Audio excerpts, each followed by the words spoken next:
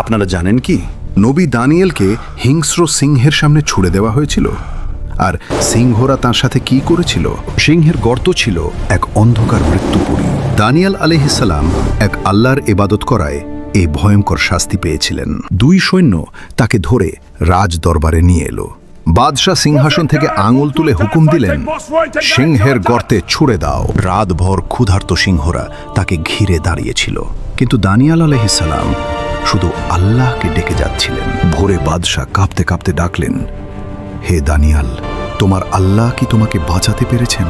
দানিয়াল আলাইহিসসালাম বললেন, আল্লাহ ফেরেশতা পাঠিয়ে সব সিংহের মুখ বন্ধ করে দিয়েছেন। সুবহানাল্লাহ। হিংস্র সিংহগুলো তখন শান্ত হয়ে নবীর পা চাটছিল। আল্লাহ তার বান্দাকে কখনো একা ছাড়ে না। ভিডিওটি যদি আপনার ভালো লাগে তাহলে এটি লাইক দিয়ে আমাদেরকে উৎসাহ দিন। আপনার মতামত অবশ্যই কমেন্টে লিখে জানান। আর এই নসিহতটি আপনার বন্ধু ও পরিবারের সাথে শেয়ার করুন, হয়তো তাদের উপকার হবে। এমন আরও ইসলামিক ভিডিও পেতে আমাদের চ্যানেলটি সাবস্ক্রাইব করুন এবং বেল আইকনটি অন করে রাখুন।